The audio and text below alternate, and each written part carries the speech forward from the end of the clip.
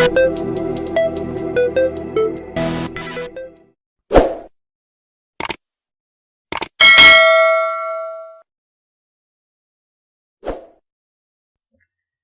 we get into the video, don't forget to like, comment and subscribe.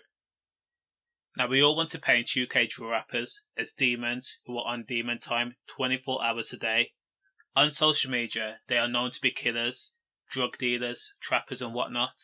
And the fact is, a lot of young people idolise them to a point where it becomes a fixation or an obsession.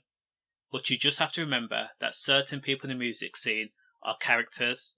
What you need to do is waft through the facade, unearth the BS and realise that these are just ordinary people who F up, and some of them colossally at that too. So first up we have Asbo from Beckton, who is part of the SNN and part of the 6th. Now if you know Asbo from Beckton, then you know that this man is a career criminal.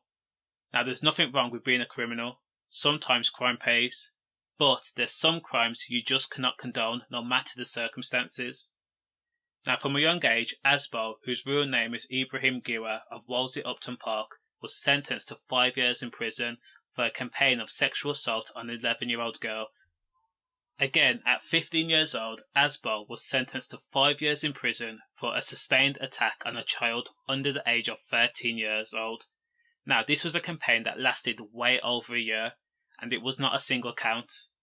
Scotland Yard says that during the horrific campaign, the young victim was forced to endure a series of assaults by a gang operating in the Newham area, and Ibraheem Giwa, aka Asbo, from the 6th and SNN, was a major person involved in the attack, in which police believe up to 5 people had watched the little girl be assaulted and raped. Now set aside the fact that Asbo was only 15 years old at the time, and think about the victim. This was a young child who could have been your sister or your niece. Now think about how you would feel if this person was raped by some brutish thug who could not give a crap about her welfare. Asbo and his 15-year-old friend were charged with rape. 2 other boys at the time, aged 16 and 15 years old, were found not guilty after a trial. Now fair play to the child victim because she showed courage beyond her years, because when Asbo was put on trial, the little girl stood up in the court and confronted her attackers, gave her account and helped get the rapist sentenced, even after she was targeted and bullied online for being raped and assaulted. Essentially, the little girl was targeted due to her vulnerability and taken advantage of, all for the sick pleasures of Asbo from Beckton and his mates. And how people can claim him is way beyond me. Now once Asbo was released from prison in 2018, this guy did not rehabilitate himself or reflect on his actions or even try to be a better person. Instead, what he did was involve himself in a mass brawl on Clifton Triangle nightclub not long after being released from prison, where a man had his head stamped on. And he was also charged with distribution of Class A drugs, namely crack cocaine, after being spotted by undercover police whizzing down the M5.